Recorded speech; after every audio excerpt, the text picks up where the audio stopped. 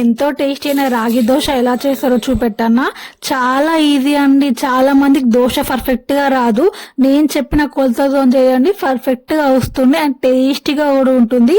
చాలా ఈజీ అండి. ఏం లేదు, ముందుగా నేను ఒక రైస్ కుక్కర్ కప్పుతోని మినపప్పు తీసుకుంటున్నా. మీరు కావాలంటే మినప గుండ్లు కూడా తీసుకోవచ్చు.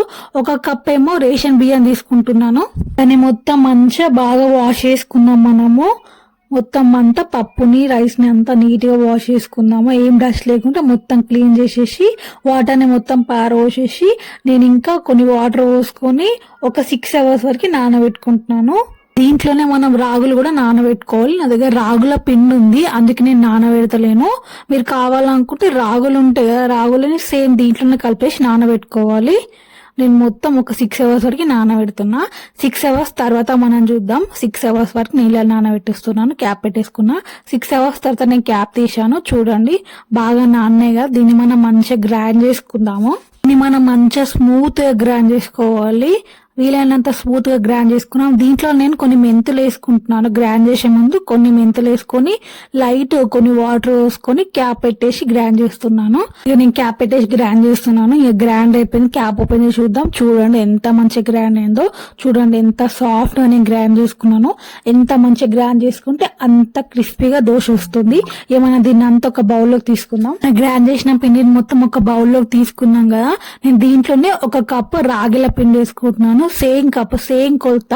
మనం ఒక కప్పు మినప గుండ్లు తీసుకున్నాం, ఒక కప్పు రేషన్ బియ్యం తీసుకున్నాం, ఇంకొక కప్పు ఏమో రాగుల పిండి తీసుకున్నాం. రాగిల పిండి లేకుంటే మీరు రాగులు కూడా తీసుకొని సేమ్ నానబెట్టుకోవచ్చు. దాంట్లో కొన్ని వాటర్ పోసుకుని మంచిగా మిక్స్ చేసేస్తున్నా. చూడండి మొత్తం ఎలాంటి ఉండలు లేకుండా మిక్స్ చేసేసినాం కదా. నైట్ మొత్తం ఇలానే పర్మనెంట్ వేద్దాము. నైట్ అంతా ఇలానే ఉంచుదాం. నేను దానికి క్యాప్ పెట్టేసి నైట్ మొత్తం ఉంచుతున్నా. మార్నింగ్ అయినాక చూడండి ఎంత బాగా పిండి పులిచిందో. చూడండి ఎంత బాగా పొంగింది. నేను ఒక స్పూన్ తో చూపెడతాను. చూడండి ఎంత బాగా పొంగిందో. నాకు కరెక్ట్ కొలతలు తీసుకున్నాం కాబట్టి పిండి ఇంత మంచిగా పులిచింది. కొందరికి పిండి ఇంత బాగా పులది. నేను చెప్పిన కొలతల్లో మీరు పాటిస్తే పర్ఫెక్ట్ గా దోశ వస్తుంది. మనం దోశ ఎలా పోసుకోవాలో చూద్దామా. పిండిని మొత్తం బాగా కలిపేసి మీకు కొన్ని వాటర్ పడతాయి అనిపిస్తే కొన్ని వాటర్ పోసుకొని తగినంత సాల్ట్ వేసుకొని పిండినంతా కలిపేద్దాము. స్టవ్ పైన ప్యాన్ పెట్టి ప్యాన్ ఇట్టాక కొన్ని వాటర్ చల్లి దాంట్లో మనం మన దోశ పిండి ఉంది కదా, అదే అండి మన రాగి పిండిని తీసుకొని దానిపైన పోసేద్దాం. చూడండి నేను తీసుకొని పూస్తున్నాను. దోశ అనేది చాలా క్రిస్పీగా చాలా టేస్టీగా వస్తుంది. ఇంకా మా ప్యాన్ బాగాలేదు దోశ ప్యాన్, అయినా గానీ ఎంత ఈజీగా వెళ్ళిందో చూడండి. దోశ పర్ఫెక్ట్ గా వస్తుంది. ఆ ప్యాన్ కొంచెం అంతేం బాగాలేకున్నా చూడండి ఎంత ఈజీగా వచ్చేసిందో. కొందరు ప్యాన్స్ సరిగా వెళ్ళే కదా దోశ, అయితే రాగి దోశ పర్ఫెక్ట్ గా రాదనుకుంటారు. కానీ మా ప్యాన్ సరిగా లేదు కానీ ఆయన రాగి దోశ చూడండి ఎంత పర్ఫెక్ట్ గా వచ్చింది. ఆయన క్రిస్పీగా కూడా వచ్చింది. కొంచెం దోశ కాలినాక దానిపైన కొంచెం గీ వేస్తున్నాను. ఒక 1 స్పూన్ అంత గీ వేసి దోశ కొంచెం బ్రౌన్ కలర్ వచ్చే వరకు అలానే ఉంచుదాం. బ్రౌన్ కలర్ వచ్చాక మన దోశను తీసేద్దాం. చూడండి మన దోశ బ్రౌన్ కలర్ వచ్చింది కదా. నేను ఇక దోశను తీసేస్తున్నా. చూడండి దోశ సేమ్ పేపర్ లాగానే కనిపిస్తుంది. కింద ఉంది కూడా కనిపిస్తుంది. అంత సన్నగా నేను వేసాను. చూడండి మన దోశని నేను మీకు ఇట్లా చించి కూడా చూపెడతాను. సౌండ్ ఎంత బాగా వచ్చిందో నేను రికాల్ చేశాను. ఆ సౌండ్ కూడా చూపెడతాను. నేను ఇంకొక దోశ వేసుకుంటున్నాను. రాగి దోశ చాలా మంచిదండి, హెల్త్ కి చాలా మంచిది, పిల్లలకు కూడా చాలా మంచిది. డైలీ తింటే చాలా లైట్ గా ఉంటుంది. తిన్న ఫీలింగే ఉండదు. చాలా లైట్ గా ఉంటుంది. తొందరగా డైజెస్ట్ కూడా అవుతుంది. చాలా మంచి ఫుడ్ ఇది. చాలా టేస్టీగా కూడా ఉంటుంది. మీరు ఒక్కసారి ట్రై చేయండి. మళ్ళీ మళ్ళీ రాగి దోశ చేసుకుని తింటారు. అంత బాగుంటుందండి రాగి దోశ. ఇక మన దోశ హాఫ్ సైడ్ కాలింది కదా, నేను తీసేస్తున్నా. తీసి చూపెడుతున్నా. చూడండి ఎంత మంచిగా వచ్చిందో దోశ. చూడండి ఎంత ఈజీగా వెళ్ళిపోతుందో దోశ.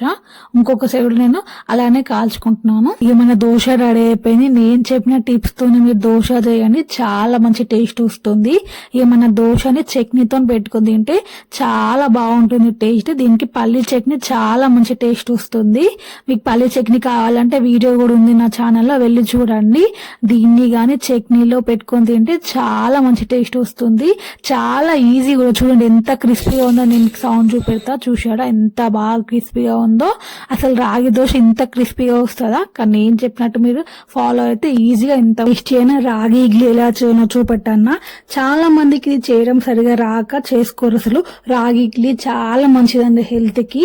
నేను చెప్పే టిప్స్ తో చేయండి. చాలా ఈజీగా, చాలా సింపుల్ గా అండ్ టేస్టీగా వస్తుంది, సాఫ్ట్ గా వస్తుంది. ఎలా చేస్తారో చూద్దాం ఆ ప్రాసెస్. ముందుగా ఒక బౌల్ తీసుకొని దాంట్లో మినపప్పు కానీ మినప గుండ్లు కానీ పోసుకొని నేనైతే మినపప్పు తీసుకుంటున్నాను. నేను కరెక్ట్ కొలతలో చెప్తాను. నేను చూపెట్టినట్టు ఇప్పుడు సేమ్ రైస్ కుక్కర్ కప్ తీసుకున్నాను, దాంతో కరెక్ట్ కొలత వస్తుంది. మీరు దేంతో తీసుకుంటారో దాంతో కరెక్ట్ కొలత పోసుకోండి. నేను ఒకసారి మంచిగా వాష్ చేసుకొని క్లీన్ చేసేస్తున్నా. ఒక 2 times వాష్ చేసుకొని మంచిగా క్లీన్ చేసేసి దీంట్లో ఒక 1 glass వాటర్ పోసుకొని ఒక 5 to 6 hours నేను దీన్ని ఇలానే నానబెడుతున్నాను. మీరు కావాలనుకుంటే కొంచెం ఎక్కువసేపు నానబెట్టినా సరిపోతుంది, కానీ తక్కువసేపు నానబెట్టకండి. ఇలా నానబెడితే ఇడ్లీ మంచిగా సాఫ్ట్ గా వస్తుంది. ఇక నేను 6 hours తర్వాత గ్రైండర్లోకి తీసుకొని మంచిగా గ్రైండ్ చేసుకుంటున్నాను. పప్పును మొత్తం వేసుకొని కొన్ని వాటర్ పోసుకొని గ్రైండ్ చేస్తున్నాను. మనం మంచిగా మొత్తం నీట్ గా స్మూత్ గా గ్రైండ్ చేసుకోవాలి. చూడండి, నేను చూపెట్టినట్టు ఇట్లా గ్రైండ్ చేసుకొని దీని అంతా ఒక బౌల్లోకి తీసుకొని సేమ్ అదే కప్ తో ఇడ్లీ రవ్వ తీసుకుంటున్నాను. ఇంకొక కప్పు సేమ్ అదే కప్ తో నేను రాగి పిండి తీసుకుంటున్నాను. మీరు కావాలనుకుంటే పిండి లేకుంటే రాగిలు ఉంటే రాగిలను కూడా సేమ్ నేను ఇప్పుడు మినపప్పును ఎట్లా నానబెట్టానో అలా నానబెట్టి గ్రైండ్ చేసుకుంటే సరిపోతుంది. నేను దీంట్లో కొన్ని వాటర్ పోసుకొని మంచిగా మిక్స్ చేస్తున్నాను. నేను మీకు మళ్ళీ కొలతలు చెప్తున్నాను. సేమ్ క్వాంటిటీ తీసుకోవాలి. సేమ్ కప్పుతోని కరెక్ట్ గా అన్నిటిని సేమ్ తీసుకుంటేనే ఇడ్లీ పర్ఫెక్ట్ గా సాఫ్ట్ గా వస్తుంది. తగినంత వాటర్ పోసుకొని నేను నైట్ అంతా అది ఇలానే బయట పెట్టేస్తున్నాను. నైట్ మొత్తం పర్మనెంట్ కానిద్దాం.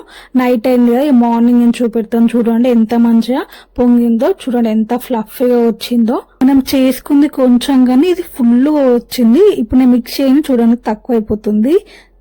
ఇలా వచ్చింది అనుకో పిండి పర్ఫెక్ట్ గా వస్తాయండి ఇడ్లీలు. సాఫ్ట్ గా నోట్లో పెట్టుకుని కరిగిపోయేలాగా ఉంటాయి. మీకు కొన్ని వాటర్ పడతాయి అంటే వాటర్ పోసుకొని నేను సాల్ట్ వేసుకుంటున్నాను. తగినంత సాల్ట్ వేసుకొని బాగా మిక్స్ చేసేసి కొన్ని వాటర్ పోసుకుంటున్నాను. లైట్ గా కొన్ని వాటర్ పోసుకుంటున్నాను. పిండి లూజ్ అయితే కూడా ఇడ్లీ పర్ఫెక్ట్ గా రాదండి.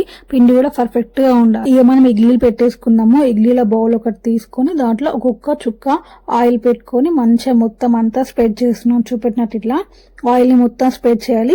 దీనివల్ల ఇడ్లీ ఈజీగా వచ్చేస్తున్నాను. ఇలా అనగానే ఈజీగా వచ్చేస్తుంది. అసలు ఇడ్లీ అతుక్కోదు. ఇక మనం ఇడ్లీ ప్యాటర్న్ తీసుకొని కొద్దిగా పోసుకుందాము. అన్ని ఇలానే బౌల్స్ కంతా ఆయిల్ పెట్టుకొని నేను చూపెట్టినట్టు ఫుల్ పోసుకోవద్దండి. ఇడ్లీ ప్యాటర్న్ మొత్తం కొంచెం ఆఫే పోయాలి. ఫుల్ గా పోస్తే ఇంకెక్కువ పొంగిపోతే, ఆఫ్ అయితే కరెక్ట్ గా షేప్ కరెక్ట్ గా వస్తుంది. పర్ఫెక్ట్ గా వస్తాయి ఇడ్లీలు. మరీ ఎక్కువ పోసుకుంటే ఇడ్లీలు కొంచెం పొంగిపోయినట్టయితే అది ఇలా కరెక్ట్ గా ఆఫ్ గా పోసుకుంటే సరిపోతుంది. నేను చూపెట్టినట్టు ఇలా పోసుకోండి. అన్ని ఇడ్లీలు అలానే పెట్టేసుకుందాం. ఇక మన ఇడ్లీలు అన్ని రెడీ అయిపోయినాయి కదా. ఇలా బౌల్ తీసుకొని దాంట్లో ఒక 1 glass ఆఫ్ వాటర్ పోసుకొని ఇక మన ఇడ్లీలు అన్నిటిని దాంట్లో పెట్టేసి నేను క్యాప్ పెట్టేస్తున్నాను. 7 to 8 minutes కుక్ చేస్తే సరిపోతుంది. మన ఇడ్లీలు రెడీ అయిపోతాయి. 7 to 8 minutes అయిపోయింది కదా.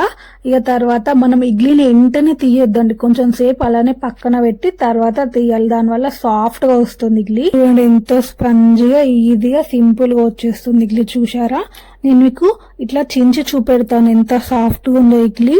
నేను చెప్పినట్టు ఇలానే కరెక్ట్ గా కొలతలు కొలుసుకొని కరెక్ట్ గా చేస్తే ఈజీగా సింపుల్ గా చూపెట్టినట్టు ఎంతో సాఫ్ట్ అయినా రాగి ఇడ్లీ రెడీ అండి. ఇది హెల్త్ కి చాలా మంచిది. చూసారా ఎంత సాఫ్ట్ గా ఉందో, స్పంజిగా సాఫ్ట్ గా ఉంది కదా.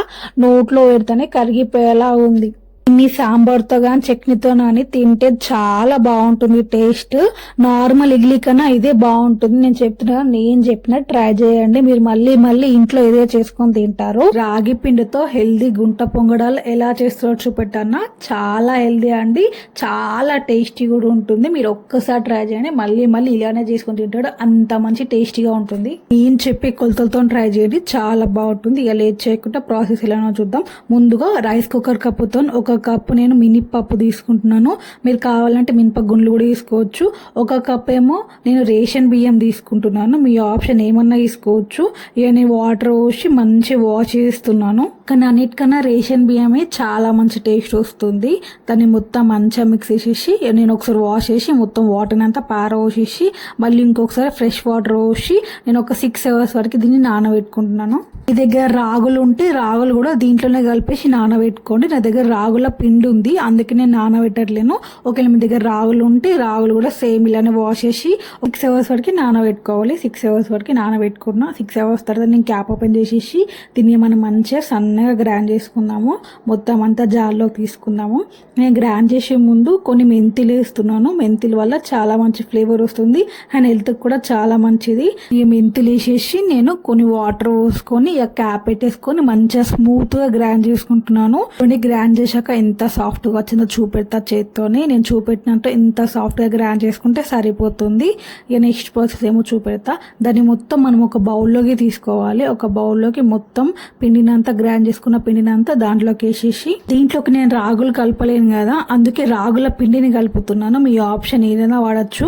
నేను సేమ్ అదే రైస్ కుక్కర్ కప్పుతో రాగుల పిండిని తీసుకుంటున్నాను. నేను కొలత మీకు మళ్ళీ చెప్తున్నాను. 1 కప్పు మినపగుండ్లు, 1 కప్పు రేషన్ బియ్యం, 1 కప్పు రాగుల పిండి, వీటిని అంతా మొత్తం మంచిగా మిక్స్ చేసేసి కొన్ని వాటర్ పోసుకుంటా మొత్తం బాగా మిక్స్ చేసేస్తున్నాను. ఇలాంటి ఉండలు లేకుండా మొత్తం బాగా మంచిగా కలిపేసుకుందాం. మొత్తం పిండినంతా మొత్తం మంచిగా కలిపేసుకుందాం. చూడండి పిండి మొత్తం బాగా కలిపేశాను. దీన్ని నైట్ మొత్తం మనం ఇలానే బయట పెట్టుకుందాం. దానివల్ల పిండి చాలా బాగా పొంగుతుంది. నేను నైట్ మొత్తం ఇలా ఉంచుతాను. నేను మార్నింగ్ ఓపెన్ చేసి చూపెడతా క్యాప్ ఎంత బాగా పొంగిందో పిండి. చూడండి ఎంత బాగా పొంగింది పిండి. కొంచెం ఎక్కువైంది పిండి చూసారా. అప్పుడు నేను పెట్టే ముందు కొంచెం తక్కువ ఉండే. చూడండి నేను స్పూన్తో చూపెడతా ఎంత బాగా పులిసిందో పిండి కదా. పిండి ఇంత బాగా పొంగడానికి మనం కరెక్ట్ కొలతలు తీసుకున్నాం. అందుకే ఇంత బాగా పొంగింది. మనం కరెక్ట్ కొలతలు తీసుకుంటే పర్ఫెక్ట్గా వస్తుందండి. చూడండి ఎంత బాగా అయిందో. ఏమైనా గుంట పొంగడాలు ఎలా పోసుకోవాలో చూపెడతాను. నేను కొంచెమే పోసి చూపెడుతున్నా మీకోసం అని. నేను కొంచెం పిండిని తీసుకుంటున్నాను. మీరు కావాలనుకుంటే దీన్ని ఫ్రిడ్జ్లో కూడా స్టోర్ చేసుకోవచ్చు. అలానే మనం గుంట పొంగడాలు పోద్దాం అనుకున్నప్పుడు ఇలా మిక్స్ చేసుకోవాలి. కొంచెం సాల్ట్ వేసి, కొన్ని ఆనియన్స్ వేసి, కొంచెం కారం వేసుకుంటున్నాను. మొత్తం మనం మంచిగా కలిపేద్దాం. మొత్తం సాల్ట్ కారం అంతా మంచిగా మిక్స్ కావాలి. మొత్తం బాగా కలిపేస్తున్నాను. చూడండి మొత్తం కలిపేశాక మనం గుంట పొంగడాలు చేసేసుకుందాం. మన పిండి అయితే రెడీ అయిపోయింది. పిండిని పక్కన పెట్టేసి నేను గుంట పొంగడాల ప్యాన్ తీసుకుని దాంట్లోకి మొత్తం ఆయిల్ పోసుకున్నాను. ఆయిల్ పోసుకొని ఏమన్నా పిండి తీసుకొని ముందుగా మనం మధ్యలో పోసుకోవద్దండి. మధ్యలో పోసుకుంటే తొందరగా మాడిపోతుంది. ఎందుకంటే మధ్యలో చాలా హీట్ ఉంటుంది, పక్కలకి హీట్ తక్కువ ఉంటుంది. అందుకే మనం పక్కలకి ఫస్ట్ పోసుకోవాలి. పక్కలకి మొత్తం పోసుకున్నాక తర్వాత మనం మధ్యలో పోసుకోవాలి. అయితే పక్కలకు పోసే లోపల అవన్నీ మంచిగా హీట్ అయితే మధ్యలో కూడా పర్ఫెక్ట్గా ఫ్రై అవుతుంది. నేను క్యాప్ పెట్టేసుకొని ఒక 2 మినిట్స్ వరకు అలానే ఉంచుకున్నా. 2 మినిట్స్ తర్వాత నేను మెల్లిగా టర్న్ చేస్తున్నా. చూడండి ఒక హాఫ్ సైడ్ మొత్తం మంచిగా ఫ్రై అయిపోయినాయి కదా. అలానే మొత్తం అన్నిటిని టర్న్ చేసేసి మళ్ళీ అలానే క్యాప్ పెట్టేసి ఇంకొక 2 మినిట్స్ వరకు అలానే ఉంచుదాము. మీరు కావాలి బాగా క్రిస్పీగా అనుకుంటే మళ్ళీ మీరు కొంచెం ఆయిల్ పోసుకోవచ్చు. దానివల్ల చాలా మంచి టేస్ట్ వస్తుంది, క్రిస్పీగా కూడా వస్తుంది. ఇంకొక 2 మినిట్స్ వరకు నేను అలానే ఉంచేసి 2 మినిట్స్ తర్వాత నేను తీసేస్తున్నా. చూడండి అంతే అని మన గుంట పొంగడాలు రెడీ అయిపోయినాయి. చూడండి మొత్తం మంచిగా ఫ్రై అయినాయి కదా. చాలా క్రిస్పీగా అండ్ చాలా టేస్టీగా కూడా ఉంటాయి అండ్ హెల్త్ కూడా చాలా మంచిది. రాగి పిండి వేసాం కదా, చూసారు కదా గుంట పొంగడాలు ఎంత మంచిగా వచ్చాయో. నేను చెప్పే కొలతతో మీరు ట్రై చేయండి. చాలా మంచి టేస్ట్ వస్తుంది అండ్ హెల్త్ కూడా చాలా మంచిది. వీడియో వస్తే లైక్ చేయండి, షేర్ చేయండి అండ్ సబ్స్క్రైబ్ కూడా చేసుకోండి. మరి కొత్త వీడియోతో నేను మళ్ళీ వస్తాను. మీకు ఏమైనా డౌట్స్ ఉంటే నాకు కామెంట్ చేయండి. బాయ్ ఫ్రెండ్స్, మరి కొత్త వీడియోతో నేను మళ్ళీ వస్తాను.